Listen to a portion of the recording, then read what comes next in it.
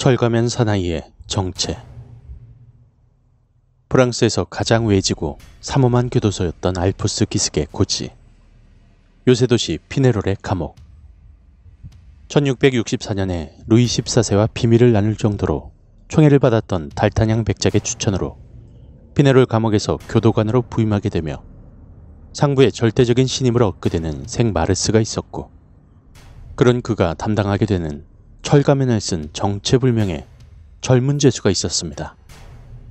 이자를 독방에 수용하되 들창은 누구도 가까이 갈 수 없는 방향으로 만들고, 감시병들이 아무것도 엿들을 수 없도록 문은 다중문으로 하며, 식사는 득식을 포함해 하루분을 하루에 한 번 간 수장이 직접 가져다 줄 것.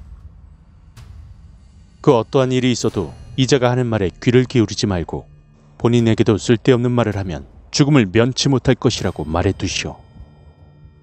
그 죄수에게 들어가는 돈은 내가 직접 정산하겠소. 당시 루이 14세의 최고 군사 책임자였던 육군 장관 루브와 후작이 했던 말들이었습니다.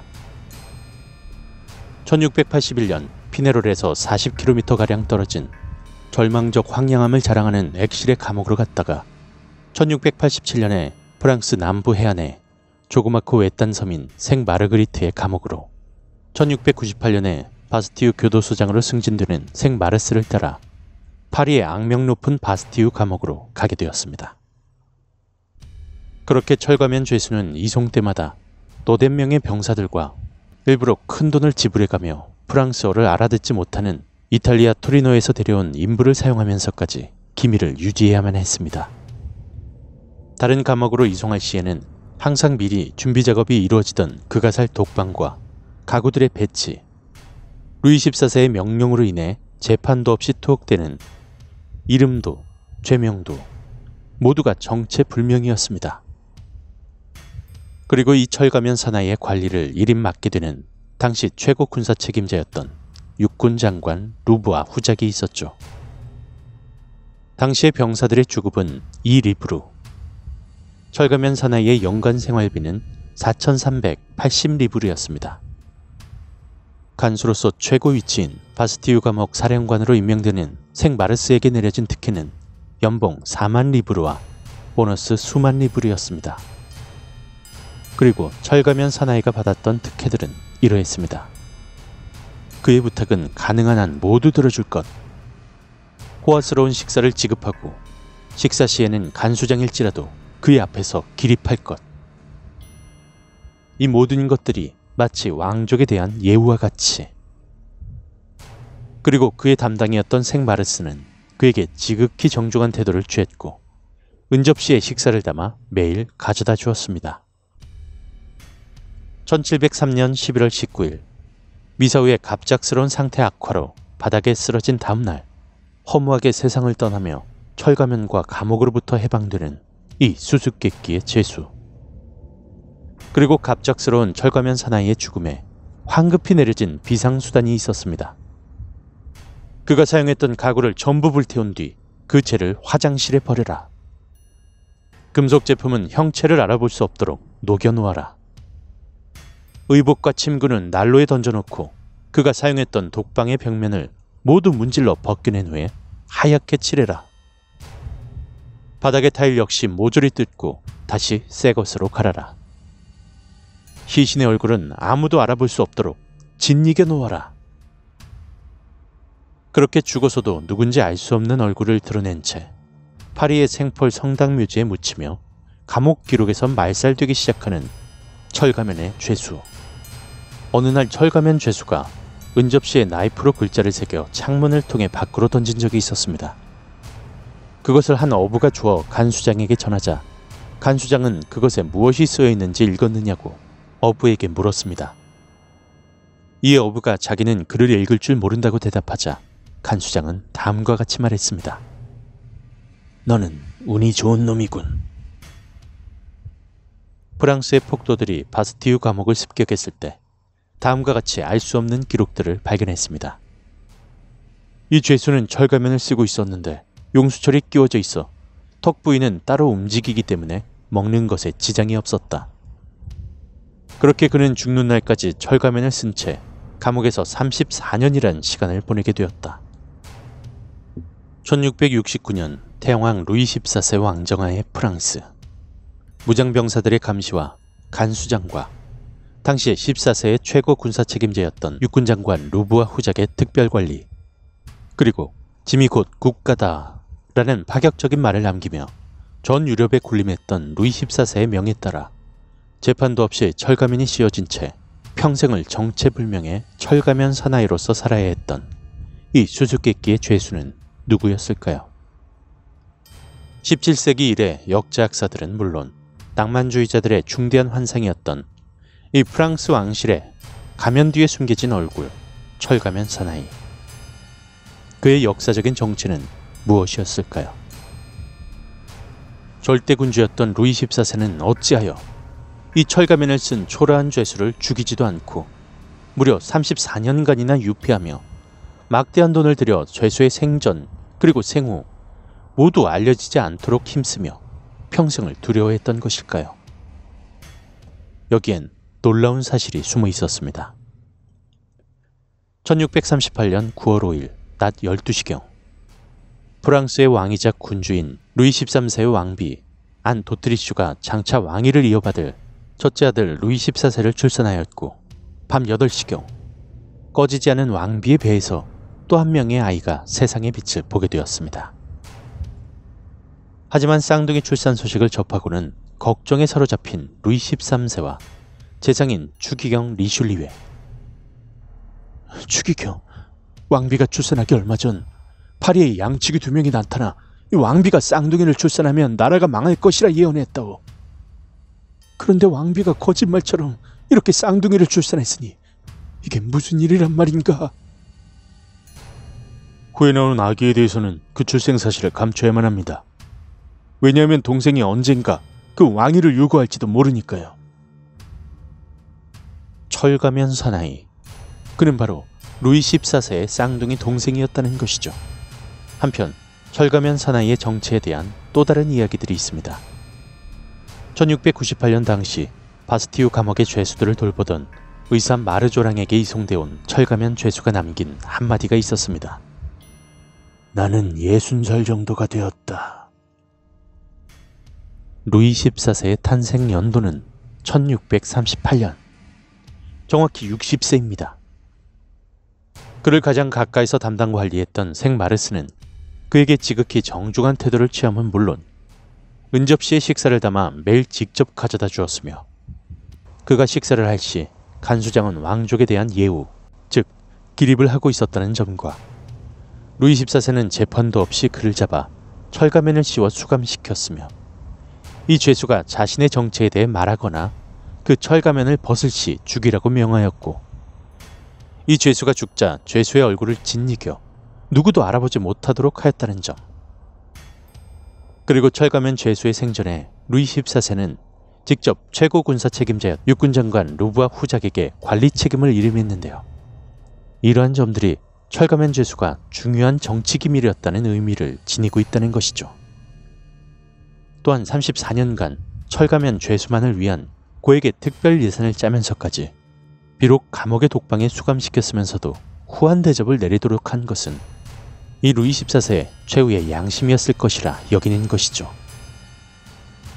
결국 루이 14세는 자신의 왕위를 탐낼지도 모른다는 걱정에 자신의 얼굴과 똑같은 얼굴을 한 이 쌍둥이 동생을 정체불명의 철가면 사나이로 만들었던 것은 아니었을까요? 그리고 철가면의 죄수가 실은 루이 14세의 쌍둥이 동생이었다라는 사실을 기록한 생마르스의 기밀 문서를 프랑스 혁명 후 외무부의 기록 보관실에서 발견하게 되는 한 남자가 있었습니다. 이 기밀 문서엔 루이 14세가 태어난 것이 1638년 9월 5일 낮 12시경이고 동생이 태어난 것이 그날 밤 8시경이었다 라고 기록되어 있었습니다. 그렇다면 정말로 철가면 사나이의 정체는 혹여 있을지도 모를 왕위 찬탈을 두려워했던 루이 14세에 의해 감옥에 수감된 쌍둥이 동생이었던 것일까요? 그런데 여기서 문제가 발생합니다. 루이 14세가 쌍둥이였다는 내용을 담고 있는 해당 기밀문서는 현재 위조 문서로 잠정 결론 내려져 있는 상태입니다. 또한 철가면 죄수 루이 14세 쌍둥이 동생설, 이것에 대한 오류가 있는데요. 첫째, 생마르스가 자신의 직책과 임무상 이 같은 기밀을 따로 기록하여 보관했다는 것 자체가 모순이며, 둘째, 추기경 리슐리회는 1638년 9월 5일부터 10월 2일까지 생캉탱에서 머무르고 있어 출산을 지켜보지 못했다고 합니다. 셋째, 왕가의 출산은 대단한 대사이며 신하들 앞에서 이루어지기 때문에 출생의 비밀은 불가능하다는 것이죠. 그리고 넷째, 루이 13세에게는 루이 14세의 동생이자 또 다른 아들인 필리프 드 프랑스라는 차남이 있었습니다. 결국 위조된 기밀 문서를 본 남자의 정체는 문호 알렉상드르 듀마였고, 자신의 작품 삼총사의 후속작으로 이와 같은 내용을 바탕으로 한 철가면이라는 작품을 쓰며 훗날 여러 번 영화화가 되었고, 가장 최근엔 헐리우드 배우인 레오나르도 디카프리오가 주연한 디 아이언 마스크라는 영화로 만들어져 대중들에게 철가면 사나이는 루이 14세의 쌍둥이 동생이다 라는 공식을 심어주기에 이르게 되었습니다. 하지만 볼테르의 주장이 있습니다. 1850년 듀마의 철가면 작품이 나오기 100여 년 전인 1751년 루이 14대 시대라는 제목의 글로 처음 철가면 사나이의 비밀을 들춰낸 유명한 서상가 볼테르. 앞서 설명드렸던 몇 가지의 특징들이 바로 볼테르의 주장이었습니다. 1661년 마자랭 추기경이 죽고 수년이 지난 후 철가면을 쓴 젊은 죄수가 생마르그리트 섬의 감옥에서 이송되었다. 죄수는 가면을 벗으면 즉시 살해하도록 되어 있었다. 죄수는 매우 신분이 높은 듯 그의 부탁은 모두 들어주었다. 호화로운 식사가 지급되었고 간수장도 그의 앞에서는 기립하고 있어야 했다. 그리고 어느 날 철가면 죄수가 은접시에 나이프로 글자를 새겨 창문을 통해 밖으로 던진 적이 있었는데, 그것을 어부가 주어 간수장에게 전하자 간수장은 뭐가 쓰여 있는지 읽었느냐고 어부에게 물었으며, 이 어부가 자기는 글을 읽을 줄 모른다고 대답하자 너는 운이 좋은 놈이다 라고 간수장이 말했다 라는 내용인데요. 당시 왕족이 식사를 할 때 그들이 허락하기 전까지는 기립 자세를 유지하는 것이 그들의 예절이었습니다. 한편 이러한 이야기로 큰 화제를 불러일으킨 볼테르는 20년 후에 다시 한번 철가면 사나이의 정체에 대해서 다음과 같은 발표를 합니다. 철가면 사나이는 루이 13세의 비난 도트리시와 추기경 리슐리웨의 후임인 마자랭 추기경 사이에서 태어난 이른바 사생아다. 당시 루이 13세는 성불능이었고 그와 왕비 사이는 나빴으며 왕비와 마자랭 추기경의 불륜 관계는 공공연한 소문이었다. 왕비는 루이 13세와의 사이에서 자식이 없는 것은 자신의 탓이다 라고 생각했으나 마자랭 추기경과의 불륜 관계를 통해 사생아가 태어나면서 그렇지 않다는 것을 알게 되었고, 이 같은 사실을 리슐리의 추기경에게 털어놓은 왕비는 리슐리의 추기경과 이를 꾸민 뒤 사생아를 마치 루이 13세의 친자식인 것처럼 잠자리를 가진 후 루이 13세 몰래 태어났던 사생아를 친자식이라고 속이려고 하였으나 짓궂은 운명의 장난인지 왕비가 루이 13세의 아이를 진짜로 임신하는 일이 생겨버렸다. 그리고 그렇게 루이 13세의 친아들인 루이 14세가 태어났고, 리슐리의 추기경과 왕비는 사생아를 다른 곳에 숨기게 되었다. 그러나 루이 14세는 자신과 비슷하게 생긴 이복형의 존재를 알게 되었고, 왕위를 요구받을 것을 우려한 나머지 자신의 형에게 철가면을 씌우고 죽을 때까지 감옥에 가두게 되었다. 그렇다면 철가면 사나이의 정체는 왕위를 요구받을 것을 우려했던 루이 14세에 의해 감옥에 수감되고 마는 이복형이었던 것일까요? 그러나 볼테르의 주장에도 치명적인 오류가 존재합니다.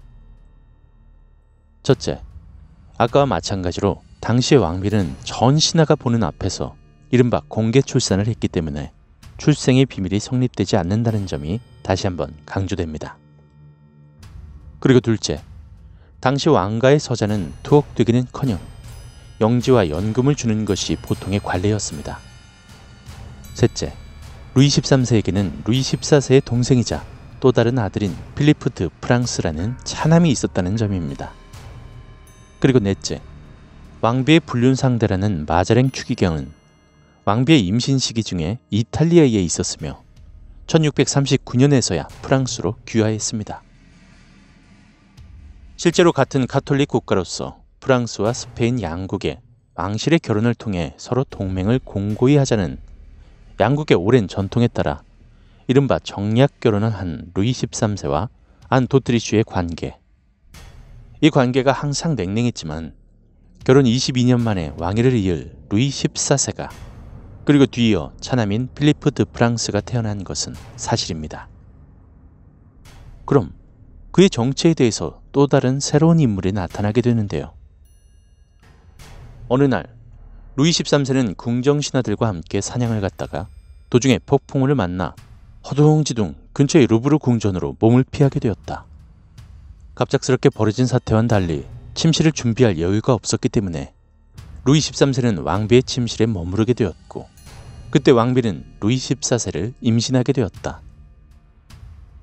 이성과 같은 내용으로 결혼 22년째인 1637년 12월 왕비의 갑작스러운 임신 사실에 대해서 공표하는 프랑스 왕가. 그러나 여기에는 루이 13세와 왕비인 안 도트리슈, 리슐리의 추기경, 그리고 미지의 인물 간에 비밀리에 진행된 경악할 만한 진실이 숨겨져 있다고 합니다. 당시에 성불구였던 루이 13세와 정략 결혼으로 부부의 관계를 맺은 왕비 안 도트리슈. 그 관계는 날이 갈수록 냉랭해져만 갔고 급기야 궁전 내 별거라는 사태에 이르기까지 했었죠.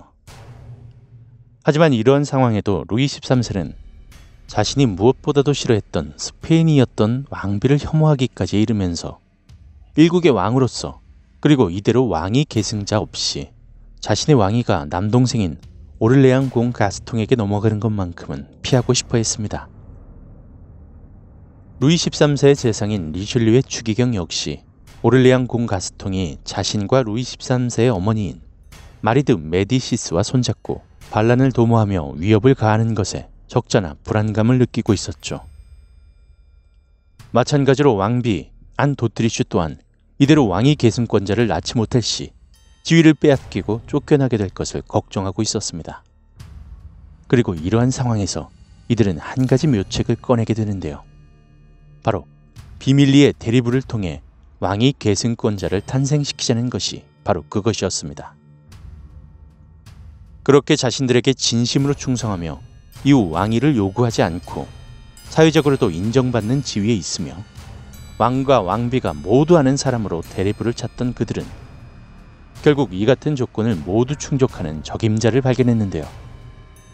그는 바로 루이 13세의 부관이자 총사대 대장인 프랑스아 드 카부아였습니다. 결국 대립을 통해 왕위 계승자인 루이 14세가 태어나며 그들은 자신들의 권력을 지킬 수 있게 되었지만 이와 동시에 프랑스 왕가의 피는 그들 자신의 손에 의해서 영원히 매장되고 만 것이죠. 그렇게 대립을 통해 태어난 루이 14세는 무서운 유전의 법칙에 따라 초라한 체격에 둔한 운동신경의 루이 13세와는 달리 늠름한 체구에 승마와 사냥을 즐기는 스포츠맨이었으며 여성관계가 복잡한 것으로 정평이 날 정도였고 심지어 둘의 초상화를 보면 아버지와 아들이라고는 볼 수 없을 정도로 서로 닮은 부분이 없다는 것을 알 수 있을 정도입니다. 한편 평탄하게 아버지의 뒤를 이어 국왕의 자리에 오르는 루이 14세에게 한 가지 이변이 생기고 마는데요. 바로 이 같은 충격적인 비밀을 프랑스아 드 카부아의 삼남인 유스타슈 드제 드 카부아가 알게 되었고 하필 이러한 비밀을 알아챈 이가 드제 가문에 못 말리는 문제아였다는 것입니다. 유스타슈는 평소 행실이 좋지 못해서 늘 싸움과 결투소동을 일으키는가 하면 막대한 빚을 져 일가를 파산 직전의 지경에 처하게 하는 등 가족들을 곤란하게 만들기 일쑤였다고 합니다. 설상가상으로 그는 왕궁 마당에서 술로 인해 유혈소동을 일으켜 친위대 사관직에서 쫓겨난과 함께 궁정 출입 금지를 당하는가 하면 이후 점차 심화하는 방탕한 생활로 결국 빚더미에 오르게 되고 맙니다. 그렇게 인생의 말로로 내려가게 된 유스타슈는 우연찮게 어려서부터 형제들과 함께 친구처럼 지낸 루이 14세와 드제 가문의 관계를 알게 되었고, 이 출생의 비밀을 미끼로 루이 14세를 찾아가 협박하며 돈을 빼앗으려고 합니다. 하지만 상대는 태양 왕이자 절대군주이며 전 유럽에 군림하던 루이 14세. 당연히 유스타슈는 쥐도새도 모르게 체포되어 재판도 없이 프랑스에서 가장 외지고 삼엄한 교도소였던 알프스 기슭의 피네롤의 감옥에 철가면을 쓴 채 수감되는 처지가 되고 말았습니다. 그리고 비록 루이 14세에 의해서 철가면을 쓴 채 남은 일생을 감옥의 독방에서 지내게 되는 유스타슈이지만 이복 동생의 마지막 배려였을까요? 독방 안에서만이라도 마치 왕족과 같은 대우를 받으며 지내게 되었습니다.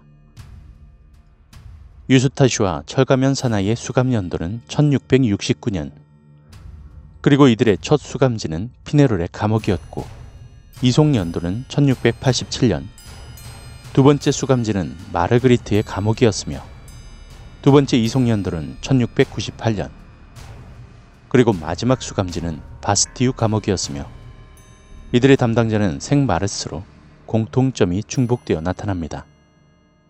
철가면 사나이에 대한 호기심에 못 이겨 보초로 변장하여 이 죄수를 엿보았던 당시 생마르스를 보좌하던 보병대 장교 드 브렌빌리는 그 죄수의 피부가 하얗고 큰 키에 탄탄한 체격이었다고 했는데요.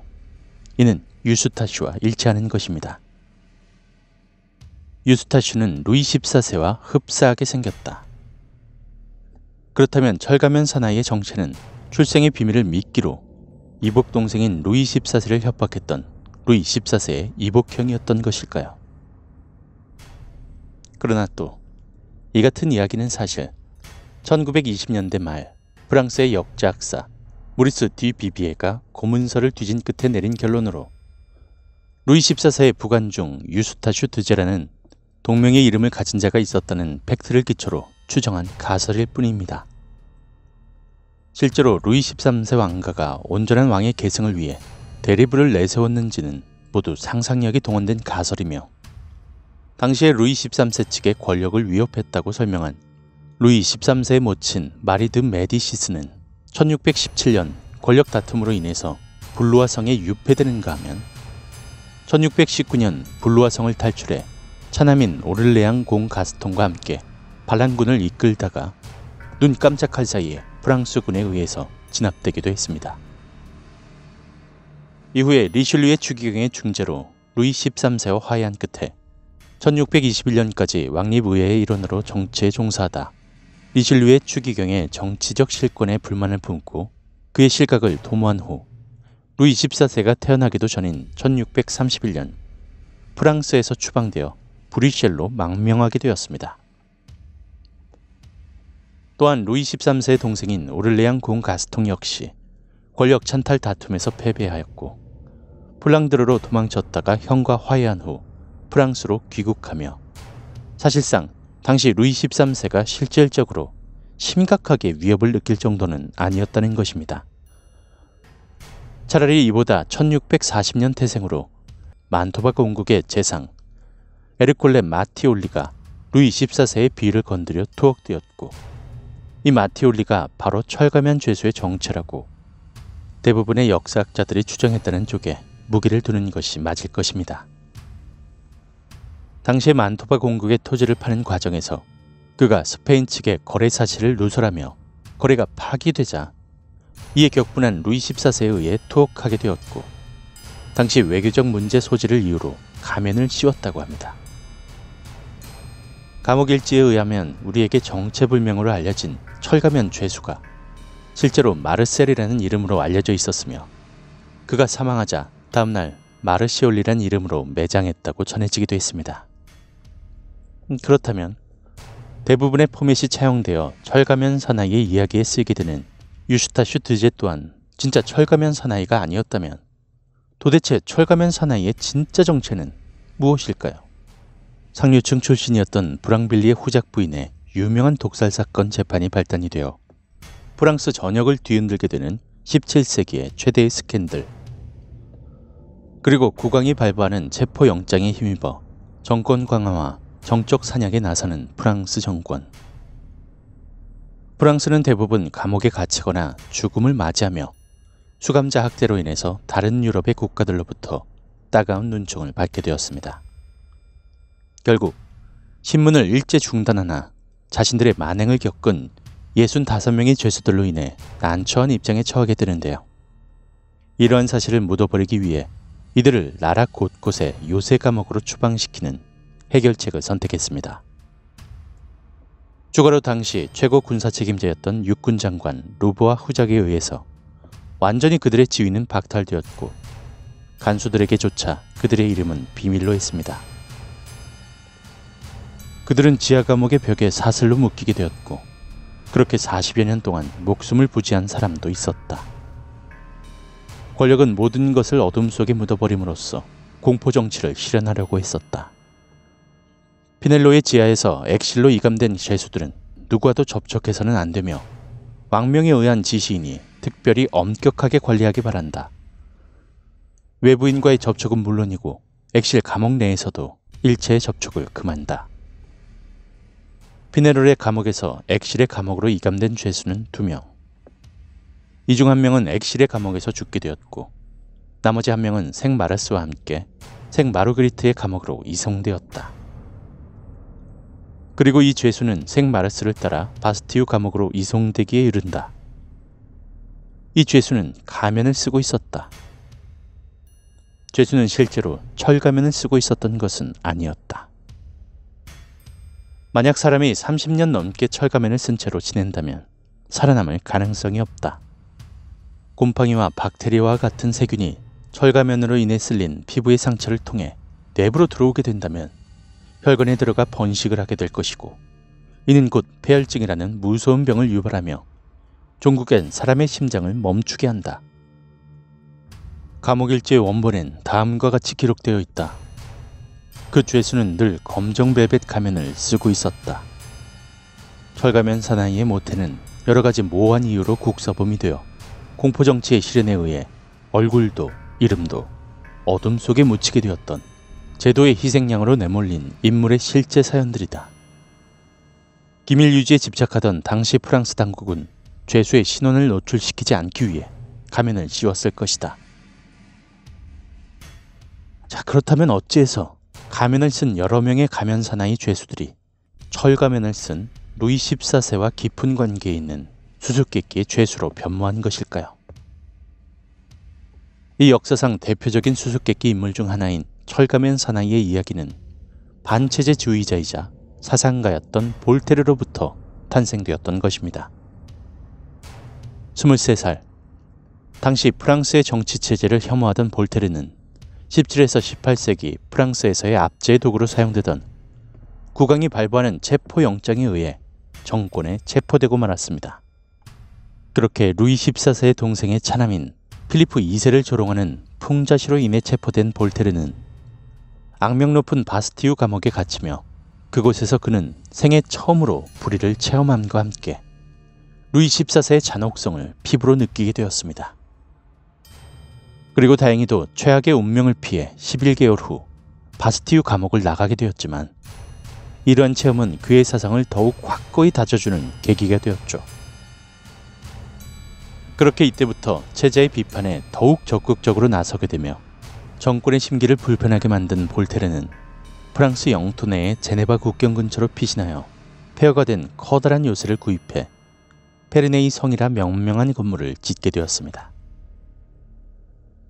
프랑스 영토라 제네바의 간섭을 받지 않으면서도 거리상으론 제네바와 근접하여서 만약 파리에서 자신을 잡으러 오더라도 비진이 용이한 곳에 기거하며 1751년에 루이 14세의 통치사를 다룬 루이 14시대라는 작품을 출간하게 되었는데요.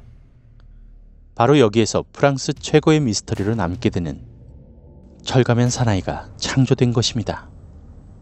이 작품에서 철가면의 사나이를 감옥에서 철로 된 가면을 쓰고는 식사를 할 때조차 가면을 벗을 수 없었으며 34년간이나 감옥들을 떠돌아다니는 인물로 묘사함으로써 역설적으로는 당시 프랑스 정권의 무자비와 잔혹성을 비판하는 데 사용했던 볼테르는 백과사전에 관한 질문이라는 저서를 통해 자신으로 인해 화제가 된 철가면 사나이의 정치를 루이 14세의 동생이라고 주장한 것입니다.